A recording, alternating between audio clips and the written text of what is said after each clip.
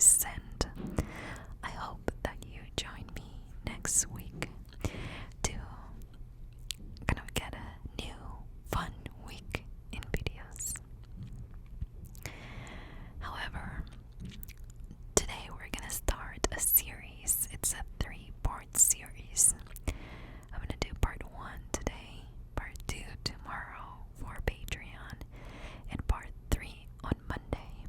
And it's called, or it's based on a series of articles I read about. I'm gonna put the volume down because all that talking in the background is gonna distract me, so I'm not gonna hear it. You probably will though. But it's a series based on an article I read of men that get rid of their families. Now, you know that the word KILL sometimes get me in trouble, and it takes me a while to be able to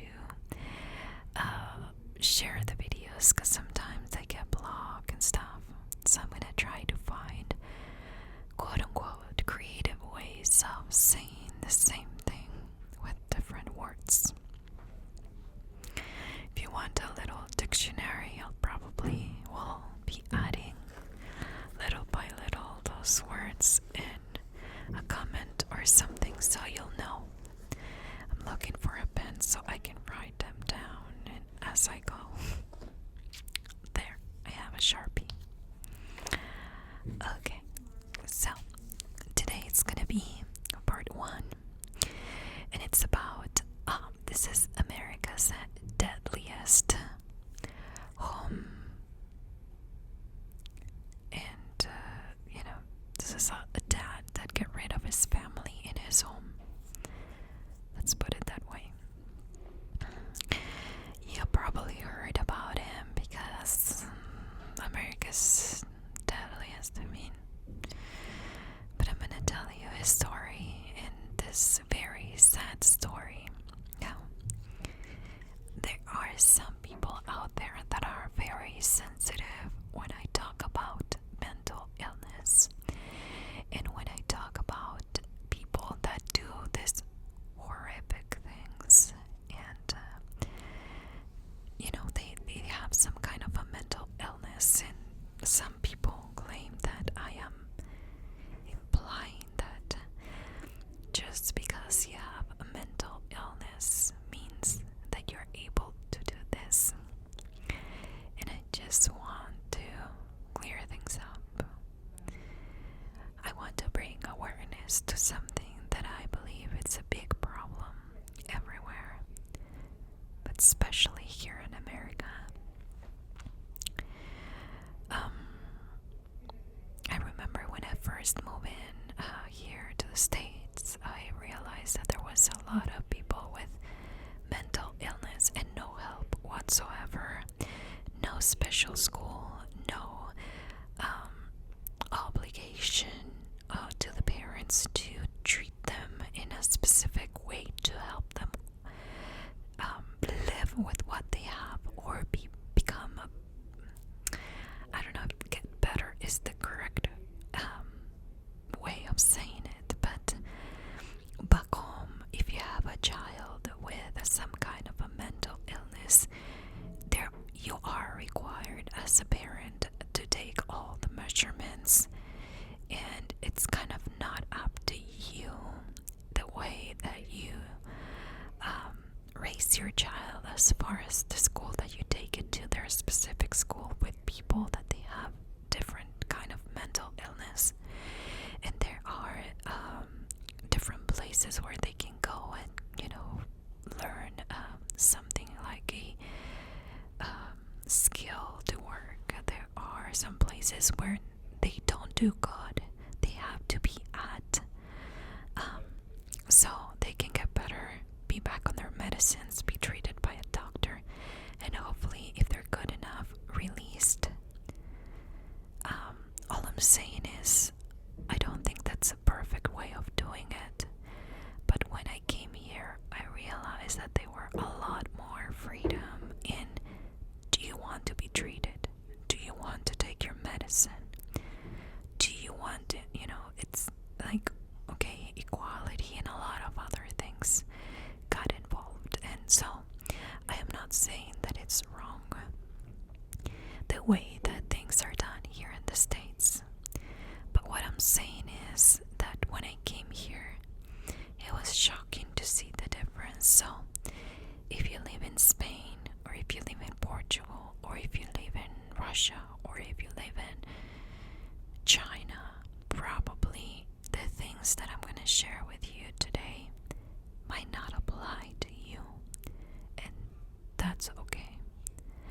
But I wish that with this kind of videos, even though it's done in an ASMR way, I can help you that do not have a mental illness kind of see the signs, or help you understand how some of these horrible things happen. Yet some of them had all the signals that something was very, very wrong.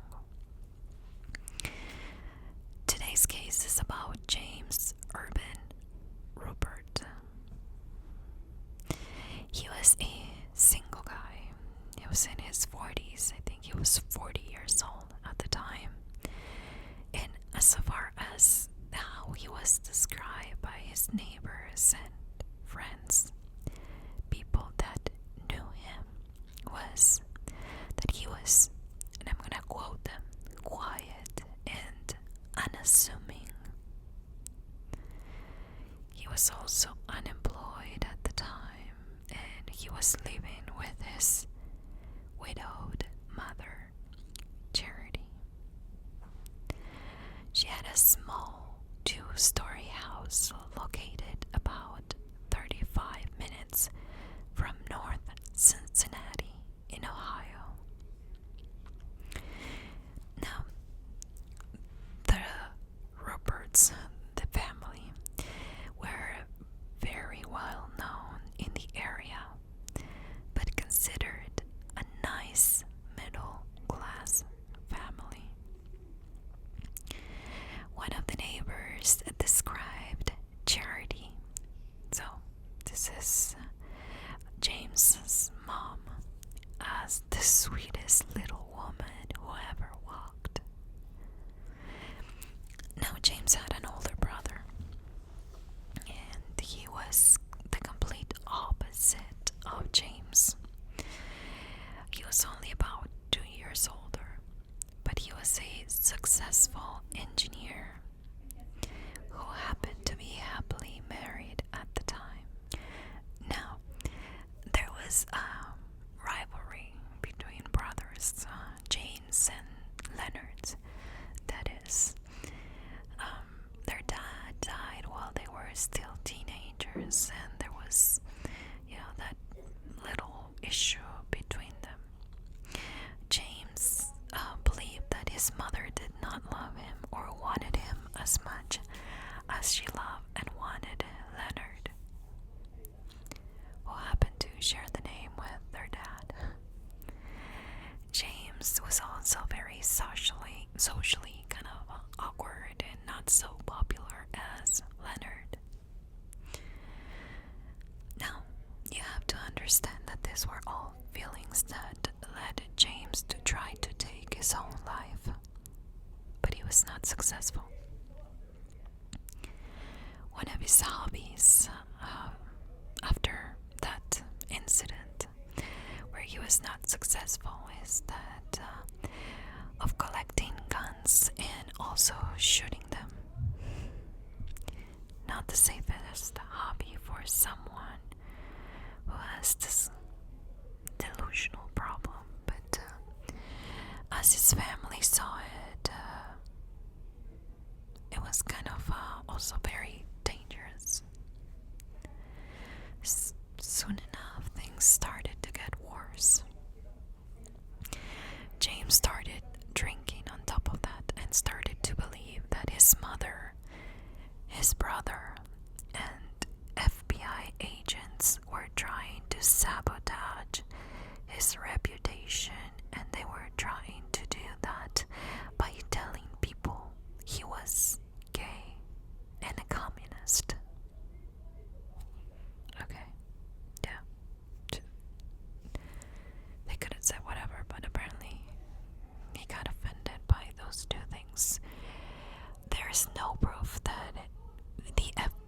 was behind him, or that somebody was saying that he was gay or a communist. But at this point, his mom, Charity, was getting tired of the nonsense, to be honest, and she decided to kick him out. It wasn't that easy though, but she was starting the process. James knew that if his mom died, he would inherit $340,000, which equals to $1.5 million today. And for a delusional man, that was more than enough. And maybe, in his mind, he thought that he could even get away with it. On March 30th, 1975, everything changed. It was supposed to be a very fun get-together over this Sunday, who happened to be Easter Sunday.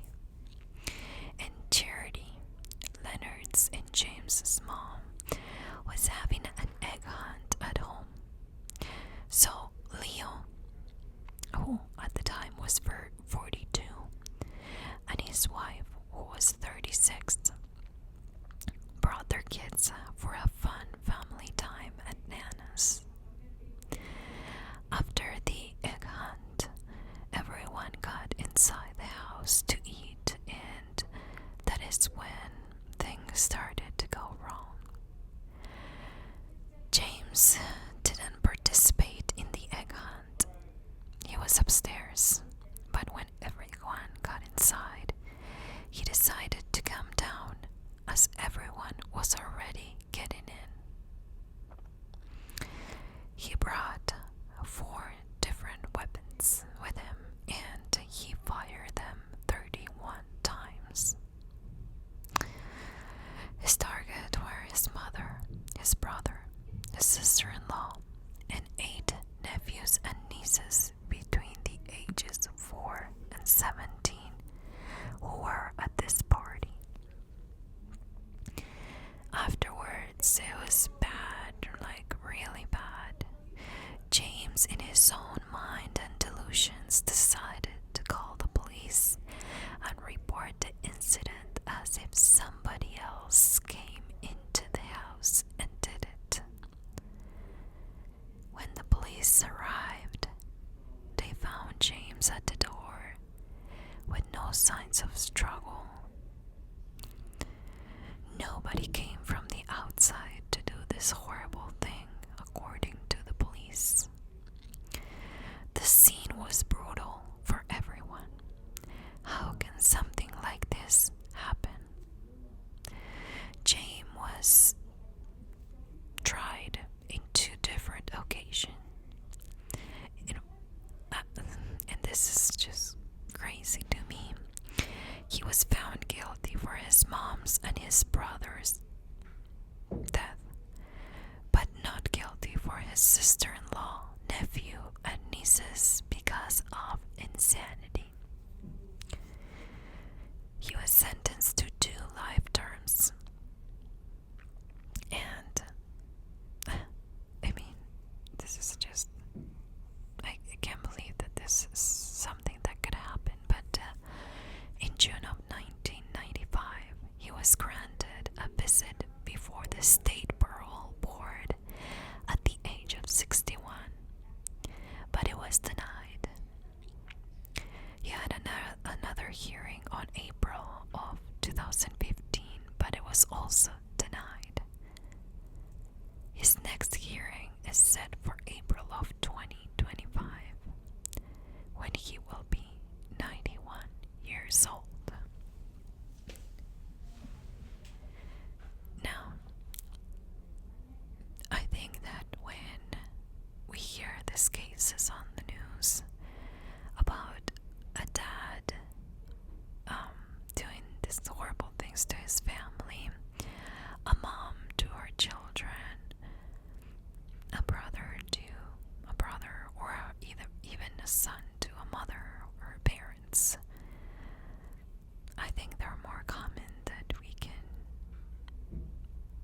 understand.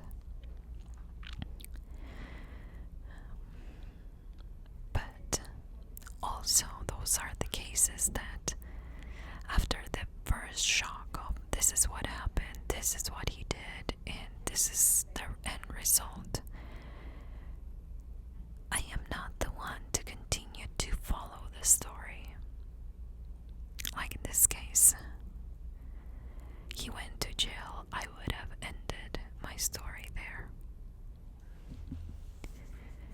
But what leads somebody to do this? What is the motivation behind it?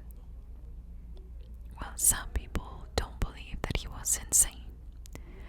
I honestly think that the insane thing is that he was found not guilty of all those children's and sister-in-law and guilty for the other two. That's what I don't understand, but I'm sure there's a legal thing that, I don't know, draws this case in that way. But it's kind of frustrating. I mean, we know he's still in jail, but it's just those legal things that I don't understand and don't click in my head. Now, this guy was having like delusions. He felt like he was being persecuted by the FBI, that people were talking about him, and I think that all the signs were there if somebody was paying attention. I watched this expert talk about how family sometimes cannot tell one. You know, it's a strong sign that this person is capable of doing something terrible. Or is this person in need of help? So, I have a full-on conversation in the background of a couple of ladies.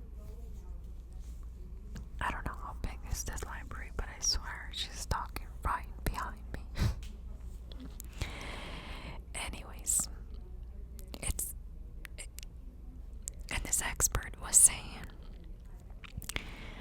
sometimes people confuse the signs of a mental illness with a bad temper, or with somebody very negative, or with somebody with that's been a certain way for their entire lives. You know, it's easily something that you can confuse yourself with. So let's back up. Does having a mental illness say or really confirm that you're capable of doing something like this? Not really.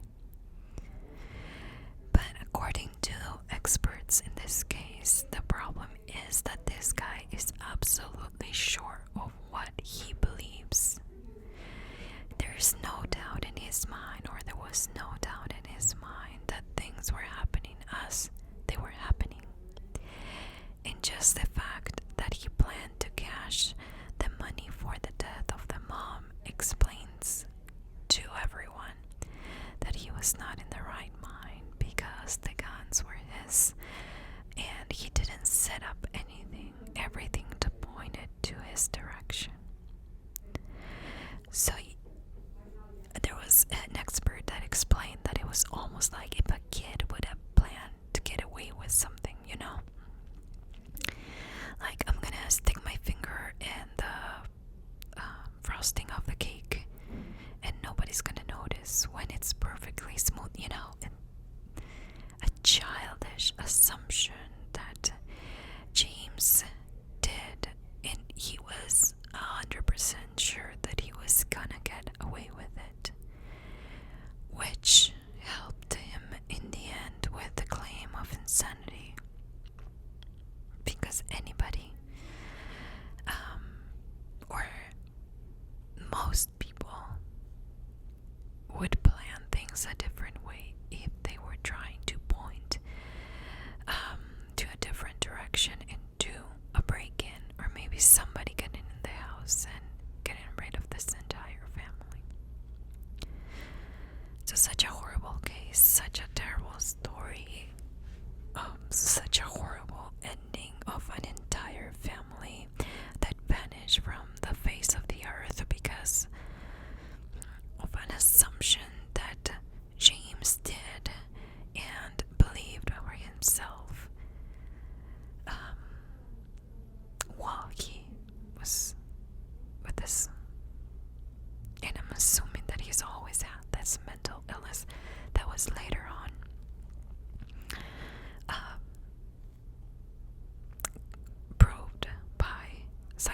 tests and diagnose.